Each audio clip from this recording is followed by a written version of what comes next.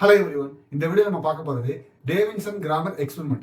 Actually இந்த question வந்து de Broglie wavelength of electron அப்படினு சொல்ற ஒரு क्वेश्चनோட கன்டினியூஷன் தான். அதுக்கான லிங்க் டிஸ்கிரிப்ஷன்ல கொடுத்திருக்கேன். அந்த வீடியோ நீங்க பார்த்து இத கண்டினியூ பண்ணா ரொம்ப ஈஸியா உங்களுக்கு புரியும். இதே மாதிரி நீங்க லேர்ன் பண்றதுக்கு சேனலை மறக்காம சப்ஸ்கிரைப் பண்ணுங்க, லைக் பண்ணுங்க, உங்கள மாதிரி ஃப்ரெண்ட்ஸ்க்கு ஷேர் பண்ணுங்க. வாங்க டாபிக் உள்ள போலாம்.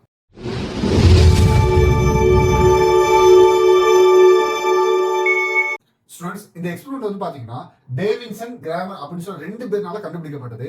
இந்த எக்ஸ்பெரிமெண்டோட மெயின் பர்பஸே பாத்தீங்கன்னா de Broglie wavelength of electron வந்து தியரிட்டிக்கலா அவர் ப்ரூவ் பண்ணிட்டு போயிட்டாரு. ஆனா அதை பிராக்டிகலா இவங்க ரெண்டு பேர் தான் ஒரு எக்ஸ்பெரிமெண்ட்டை கன்ஃபார்ம் பண்ணாங்க. இப்போ அதை நம்ம பார்க்க போறோம். இதை ரெண்டா பிரிச்சுக்கலாம். ஒன்னு அதோட கன்ஸ்ட்ரக்ஷன், இன்னொன்னு அதோட ஒர்க்கிங். ஸோ நான் ஒர்க்கிங்க்கு வந்து சில கீ பாயிண்ட்ஸ் எழுதியிருக்கேன். இதை மட்டும் நீங்க மெமரைஸ் பண்றாலே இதை நீங்க ஓன் சென்டென்ஸ் இருந்தாலும் உங்களுக்கு ஈஸியா ஃபுல் மார்க் வாங்க முடியும். ஃபர்ஸ்ட் நம்ம என்ன பண்ணிடுறோம், கன்ஸ்ட்ரக்ஷன் தான். கன்ஸ்ட்ரக்ஷன் பாத்தீங்கன்னா நான் மூணா பிரிச்சுக்கலாம். ஃபர்ஸ்ட் இருக்க மேல இருக்க பார்ட்டை டோட்டல் பார்ட் எலக்ட்ரான் கன், கீழே இருக்கிறது பார்த்தா நிக்கல் கிறிஸ்டல், அந்த பக்கம் இருக்கிறது பாத்தீங்கன்னா எலக்ட்ரான் டிடெக்டர். இப்படி மூணா பிரிச்சுக்காங்க. ஃபர்ஸ்ட் நம்ம என்ன பண்ண போறோம்னா எலக்ட்ரான் கன்ல உள்ள என்னென்ன இருக்குன்னு பாத்தீங்கன்னா ஃபர்ஸ்ட் பாத்தீங்கன்னா எல்டி. எல்டினா என்ன அர்த்தம்னா low tension or low power or low voltage, எப்படி வேணா வச்சுக்கலாம். சோ லோ வோல்டேஜ் பேட்டரி இல்லனா லோ டென்ஷன் பேட்டரி. ஹெச்டி இருக்கு, அது ஹை டென்ஷன் பேட்டரி இல்லனா ஹை பவர் பேட்டரி, எப்படி வேணா நீங்க வச்சுக்கலாம். அது எதோட கனெக்ட் ஆயிருக்கு பாருங்க, ஃபிலமெண்ட். ஃபிலமெண்ட் சொல்றது ஒரு காயில். அந்த காயில ஹீட் பண்ணும்போது எலக்ட்ரான்ஸை எமிட் பண்ணும். சோ அது வந்து ஒரு கேத்தோட் மாதிரி வச்சுக்கலாம். அதுக்கப்புறம் பாருங்க தின் அலுமினியம் டயஃப்ரம். ஆக்சுவலா அது எதுக்கு வச்சிருக்காங்கன்னா எலக்ட்ரான்ஸ் வந்து வெளியே வரும்போது அதோட ஃப்ளோ வந்து ஸ்ட்ரெயிட்டா இருக்கணும், அதுக்காக யூஸ் பண்ணும். அப்ப தின் அலுமினியம் டயஃப்ரமோட மெயின் பர்பஸ் பார்த்தீங்கன்னா ஸ்டெடி ஃப்ளோ ஆஃப் எலக்ட்ரான். எலக்ட்ரானோட ஃப்ளோ ஸ்டெடியா இருக்கிறத யூஸ் பண்றாங்க. அதுக்கப்புறம் பாத்தீங்கன்னா அலுமினியம் சிலிண்டர். அந்த அலுமினியம் சிலிண்டர்னு சொல்லி பாத்தீங்கன்னா ஒரு ஆனோட தான் யூஸ் ஆகுது. ஸோ இது எல்லாம் சேர்ந்து தான் பாத்தீங்கன்னா ஒரு எலக்ட்ரான் கன் நம்ம சொல்ல முடியும். அதுல இருந்து கீழே வருது பாருங்க நிக்கல் கிறிஸ்டல் இருக்கா. இப்போ இந்த எக்ஸ்பெரிமெண்ட் நம்ம எடுத்துக்கிற மெட்டல் வந்து பாத்தீங்கன்னா நிக்கல் கிறிஸ்டல். அதுல இருந்து வந்து பாத்தீங்கன்னா எலக்ட்ரான்ஸ் வந்து படும்போது டிஃப்ரெண்ட் டைரக்ஷன்ல போகும், ஒவ்வொரு ஆங்கிள் போகுமா, அதை கேப்சர் பண்றதுக்கு தான் நமக்கு எலக்ட்ரான் டிடெக்டர் யூஸ் பண்ணுது. இதுதான் வந்து பாத்தீங்கன்னா இந்த டயக்ராம்ல கன்ஸ்ட்ரக்ஷன். ஸ்டூடெண்ட்ஸ், இப்போ ஒர்க்கிங்கான எக்ஸ்பிளேஷன் பார்க்கலாம். அந்த டயக்ராமை பார்த்தா தெரியும் ஃபிலமெண்ட் வந்து எதோட கனெக்ட் ஆயிருக்குன்னு பார்த்தீங்கன்னா லோ டென்ஷன் பேட்டரி. நீங்கள் ஜஸ்ட் ஒரு குண்டு பல்போ இல்லை நார்மலாக இருக்க பல்போ இமேஜின் பண்ணிக்கோங்க. அந்த பல்பில் காயில் இருக்கு. நீங்கள் கரண்ட் சப்ளை கொடுக்கும்போது அந்த கரண்ட்னால காயில் என்ன ஆகும், ஹீட் ஆகிட்டு உங்களுக்கு லைட்டை ப்ரொடியூஸ் பண்ணுறதா. அதே கான்செப்ட் தான் இங்கேயும். அந்த லோ டென்ஷன் பேட்டரி எனர்ஜி கொடுக்கறதுனால ஃபிலமெண்ட் வந்து பார்த்தீங்கன்னா ஹீட் ஆகி அதுலேருந்து எலக்ட்ரான் எமிட் ஆகுது. இதுதான் ஃபர்ஸ்ட் டூ லைன் சொல்லிட்டாங்க. The filament is heated by low tension battery. அது நமக்கு என்ன கிடைச்சிச்சு, எலக்ட்ரான் எமிட் ஆச்சா. ஸோ இந்த மொத்த ப்ராசஸ் எப்படி சொல்லலாம்னா தெர்ம் அயனிக் எமிஷன் சொல்லுவாங்க. இதுக்கு என்ன மீனிங்னா தெர்ம்னா ஹீட்னு அர்த்தம், அயனிக்னா எலக்ட்ரான் அர்த்தம்.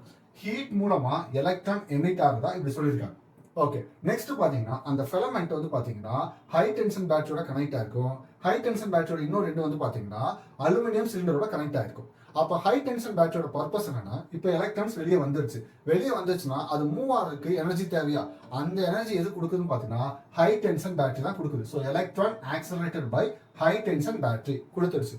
அப்போ எனர்ஜி வந்தோடனே அது மூவ் ஆக ஆரம்பிக்கும். நமக்கு பாத்தீங்கன்னா அந்த எலக்ட்ரான்ஸ் எல்லாமே ஆனோன்னு சொல்ற அலுமினியம் சிலிண்டரை நோக்கி தான் போக ஆரம்பிக்கும். ரேண்டம் டைரக்ஷன்ல போகக்கூடாது. அப்போ அது எது ரெகுலேட் பண்ணுதுன்னு பாத்தீங்கன்னா தின் அலுமினியம் டயஃப்ரம் தான் ரெகுலேட் பண்ணி கொடுக்குது. அப்போ எல்லா எலக்ட்ரான்ஸும் பாத்தீங்கன்னா அலுமினியம் சிலிண்டர் நோக்கி தான் மூவ் ஆக ஆரம்பிக்குது. இதே மாதிரி எலக்ட்ரான்ஸ் எல்லாமே அலுமினியம் ஆனோட நோக்கி போயிட்டே இருக்கு. ஒரு டப்பால 100 பால்ஸ் தான் போட முடியும். நீங்க ஆல்ரெடி 100 பால்ஸ் போட்டீங்க, திருப்பி ஒரு 100 பால்ஸ் போட்டீங்கன்னா உள்ள இருக்கிறதா வெளியே வர ஆரம்பிக்குமா. அதே கான்செப்ட் தான் இந்த அலுமினியம்ல ஆல்ரெடி எலக்ட்ரான்ஸ் உள்ள போயிட்டே இருக்கு. அப்போ ஒரு பர்டிகுலர் ரேஞ்சுக்கு அப்புறம் அந்த எலக்ட்ரான்ஸை வெளியே வர ட்ரை பண்ணுமா. அதுதான் என்ன சொல்லிருக்காங்கன்னா ஸோ ஆனோட்ல இருந்து எலக்ட்ரான் ஆட்டோமேட்டிக்கா எமிட் ஆக ஆரம்பிச்சு. அது எப்படி எமிட் ஆகும்னா ஃபாஸ்ட் மூவிங் பிரைமரி எலக்ட்ரான், அது ரொம்ப ஸ்பீடா வந்து வெளியே எமிட் ஆக ஆரம்பிக்கும். அப்ப வெளியே எமிட் ஆனவுடனே அதுக்கப்புறம் கீழே என்ன இருக்குன்னு பாருங்க, கிறிஸ்டல் இருக்கா, நிக்கல் கிறிஸ்டல் இருக்குல்ல, அதுக்கு நேரம் வர ஆரம்பிக்கும். அதுதான் என்ன சொல்றாங்க இன்சிடென்ட் பீம். அப்ப அந்த ரொம்ப ஃபாஸ்டா மூவ் ஆகுற எலக்ட்ரான் வந்து பாத்தீங்கன்னா நிக்கல் கிறிஸ்டல் வந்து மோதும் போது இது பிரைமரி எலக்ட்ரான் சொல்லுவாங்க.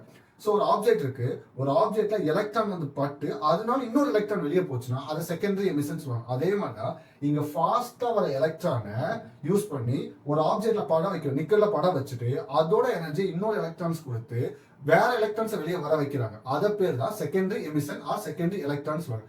அப்படி எலக்ட்ரான்ஸ் வரும்போது எல்லா டைரக்ஷன்லயும் போகுமா. அப்ப வெளியே வர fast moving primary electron nickel crystal நோக்கி கீழே போக ஆரம்பிக்கும். நீங்க ஒரு லாரி இருக்கு, அந்த லாரியில போறீங்க, காரை விட்டு என்ன ஆகும், கார் வந்து ஒரு ரேண்டம் டைரக்ஷன் அப்படி சதறி உடஞ்சு போகுமா, அதே மாதிரி அப்படி ரொம்ப ஃபாஸ்டா வர எலக்ட்ரான்ஸ் நிக்கல் கிறிஸ்டலை பட்ட உடனே ஸ்கேட்டர் செதறி போகுது, எல்லா டைரக்ஷனும் அப்படி செதறி போகுது.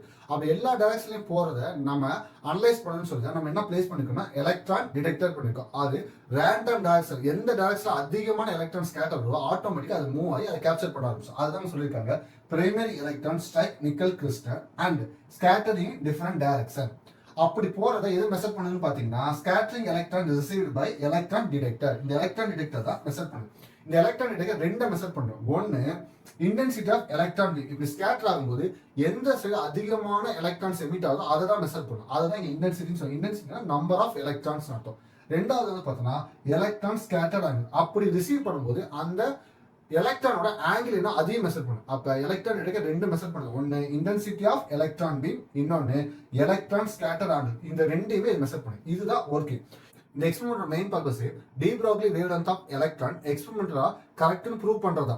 நம்ம ஆல்ரெடி பாத்தீங்கன்னா நிக்கல் கிறிஸ்டல் இந்த எக்ஸ்பெரிமெண்ட்ல யூஸ் பண்ணிருக்கோம். அதோட நேச்சுரல் வேவ்லென்த் ஆஃப் எலக்ட்ரான் வந்து நம்ம ஆல்ரெடி கண்டுபிடிச்சிருக்காங்க 1.65 ஆம்ஸ்டார். இப்போ நம்ம பண்ண எக்ஸ்பெரிமெண்ட்ல ஒரு வேல்யூ கிடைச்சிருக்கலாம், அதுவும் இதுவும் ஈக்குவலா இருந்துச்சுன்னா டி ப்ராக்லி வேவ்லென்த் ஆஃப் எலக்ட்ரானும் இந்த எக்ஸ்பெரிமெண்ட் கரெக்ட்னு ப்ரூவ் பண்ணிடலாம். ஸோ இப்போ ஒரு கிராஃப் பாருங்க, அந்த கிராஃப்ல எக்ஸ் ஆக்சிஸ்ல வந்து ஆங்கிள் ஸ்கேட்டர் ஆங்கிள் எலக்ட்ரான்ஸ் வந்து ஸ்கேட்டர் ஆக போற அந்த ஆங்கிள் மென்ஷன் பண்ணிருக்காங்க. ஒய் ஆக்சிஸ்ல பாத்தீங்கன்னா இன்டென்சிட்டி ஆஃப் டிஃப்ராக்டட் எலக்ட்ரான் பீம், அதோட இன்டென்சிட்டி கம்பேர் பண்ணுங்க. அந்த கிராஃப் நீங்க நல்லா கவனிச்சு பாத்தீங்கன்னா சென்டரா இருக்கிறதுல வந்து பாத்தீங்கன்னா ஹைலைட் ஆயிருக்கு, கீழே 50 டிகிரி இருக்கும், அந்த இடத்துல மட்டும் வேவ் வந்து பீக்ல போயிருக்கும். ஓகேங்களா? அப்ப 50 டிகிரின்னு சொல்ற இடத்துல எலக்ட்ரான் வந்து பீக்கா இருக்கு, அது நம்ம கண்டுபிடிச்ச ஆங்கிள். அப்ப இருக்கும்போது என்ன வோல்டேஜ் எவ்வளவு எனர்ஜி கொடுத்துருக்காங்கன்னா 54 வோல்டேஜ் கொடுத்துருக்காங்க. ஸோ ஆங்கிள் 50 டிகிரி, அதுக்கான வோல்டேஜ் வந்து 54. அதை இந்த ஃபார்முலா நம்ம சப்ஸ்டிட் பண்ணி பார்க்கலாம். 12.27 voltage square root of 54.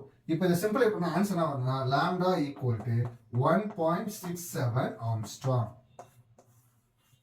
So இதுவும் பார்த்தீங்கன்னா அப்ராக்சிமேட்லி 99.9% சேம் ஆயிடுச்சா. ஸோ இது மூலமா தான் de Broglie wavelength of electron கரெக்ட்னு ப்ரூவ் பண்ணியிருக்காங்க. ஸ்டூடெண்ட்ஸ் உங்களுக்கு நல்லா புரிஞ்சிருக்கு நம்புறேன். நீங்க தியரி மொத்தமா மெமரைஸ் பண்ணாம இந்த ஹிண்ட்டை மட்டும் நீங்க புரிஞ்சுக்கிட்டு நீங்க ஓனானா ஈஸியா மார்க் கிடைச்சிடும். டயக்ராம், கிராஃப், இந்த தியரி சின்ன டெரிவேஷன் மட்டும் போதும், ஈஸியா உங்களால் ஃபுல் மார்க் வாங்க முடியும்.